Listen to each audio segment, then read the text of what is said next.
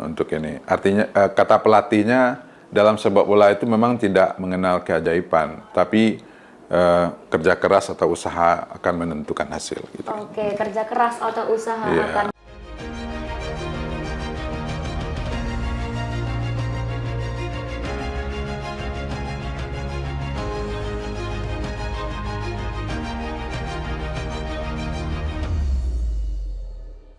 Halo pemirsa dimanapun Anda berada, kali ini bareng aku Uci Swaiba dan saya Merin Anderson dalam program acara Haya Haya Piala Dunia 2022.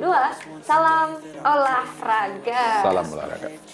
Oke Bung, baik, ini merupakan match day yang ketiga di grup D ya Bung ya, antara Tunisia versus Prancis yang akan dilangsungkan pada Rabu 30 November 2022 pukul 10 waktu Indonesia Barat. 10 malam ya Bung ya? Iya.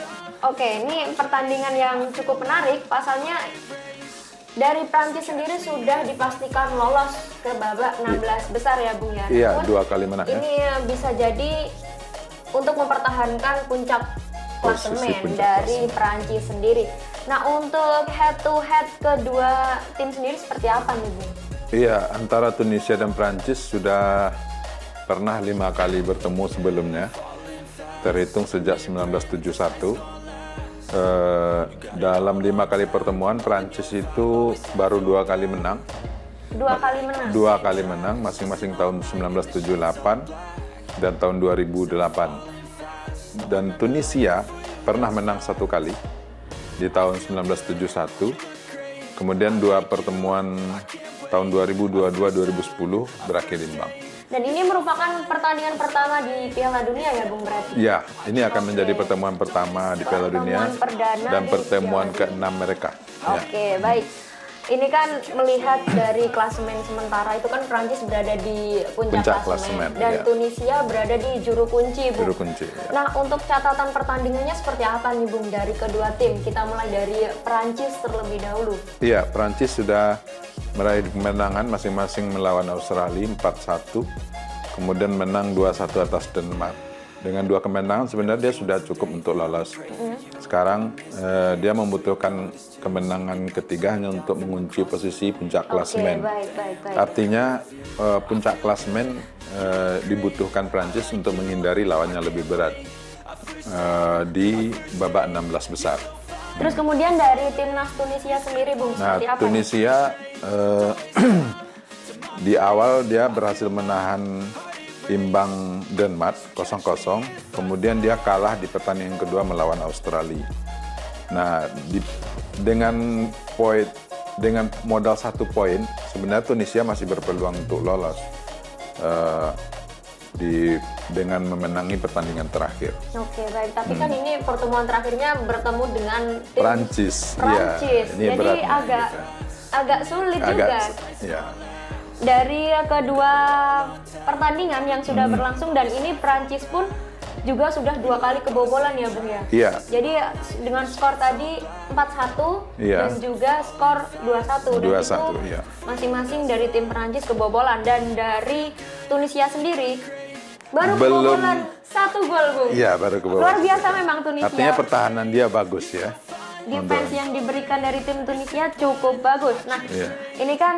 Tapi juga tidak bagus dalam hal penyerangan karena nggak ada gol tercipta juga.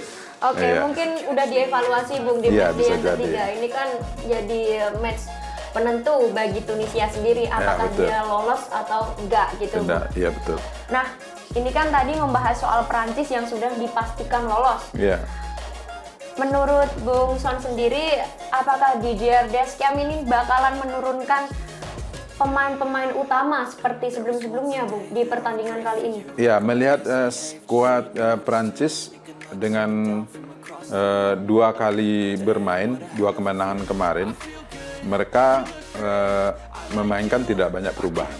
Hanya mengganti 1 pemain cedera dan 1 pemain lagi ketika si Rafael Varane sudah dalam kondisi fit, kemudian dia mainkan. Artinya ada 2 pergantian di pertandingan kedua. Oke, ini kan tadi beberapa pemain yang sudah disebutkan bakalan tampil di match ini. Nah, apakah dari Kylian Mbappe, Oliver Giroud, terus kemudian Griezmann itu juga bakal dimainkan, Bu? Kemungkinan striker utama masih ya untuk sebagai apa namanya daya gedor dia, kayak Olivier Giroud atau Kylian Mbappe. Bisa jadi di sisi gelandang akan terjadi perubahan. Selanjutnya kita akan membahas terkait Tunisia. Nah, Tunisia sendiri sebagai juru kunci, mungkin tidak Tunisia pada match kali ini bakalan tampil lebih all out lagi, lebih berani untuk menyerang daripada bertahan seperti pertandingan-pertandingan sebelumnya, Bung. Iya, saya kira Tunisia juga akan bermain seperti di dua pertandingan sebelumnya, all out, walaupun dua laga sebelumnya dia tidak. Nah, ini kan mungkin ada peluang juga buat Tunisia. Kira-kira nih, Bung, kira-kira ada nggak sih target gol atau kemenangan yang harus dicetak oleh Tunisia sendiri? Negara ini yang berada di grup D ini baru Tunisia aja loh, Bung, yang cuma kebobolan 1 gol. Dan gitu. belum mencetak gol juga. Oke, berarti ini membutuhkan gol berapa juga. gol? Australia kebobolan 4 gol, tapi kemarin dia menang 1 gol, artinya dia minus 2 ini. Menang 1-0 lawan Tunisia, tapi kebobolan 4 gol lawan Perancis Ya, kan. berarti baru mencetak 2 gol tapi kebobolan 4 gol. 4 gol. Oke. Sementara Denmark dia baru mencetak 1 gol dan sudah kebobolan 2 gol. Karena dia lawan Tunisia 0-0. Ya. Artinya minus 1. Minus Nah, 1. Oke. baik. kalau memang harus aman ya 3-0 melawan 3-0. Perancis. Iya. Tunisia harus mencetak 3-0 buat lolos ke. Kalau iya untuk ini dan berharap 16 Australia dan Denmark 0-0. Oke, baik. Jadi ini untuk pendukungnya Tunisia nih, berdoalah. Semoga Australia dan Denmark itu imbang gitu. Dan dari Tunisia sendiri harus bisa mencetak 3 gol ke gawang Prancis. Kalau ingin lolos. Kalau ingin lolos ke 16 besar. Tapi tidak menutup kemungkinan sih. Soalnya tadi dari pelatihnya sendiri sudah mengatakan kerja keras akan membuahkan hasil gitu. Oke, baik.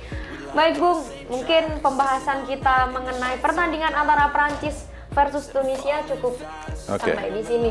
Oke, bagi kalian yang sedang menyaksikan, bagi pendukungnya Prancis maupun Tunisia, bolehlah tulis-tulis di kolom komentar Tribun Batam. Oke, aku Uci Swaibah. Saya Mary Anderson. Pamit undur diri. Bye-bye. Bye-bye.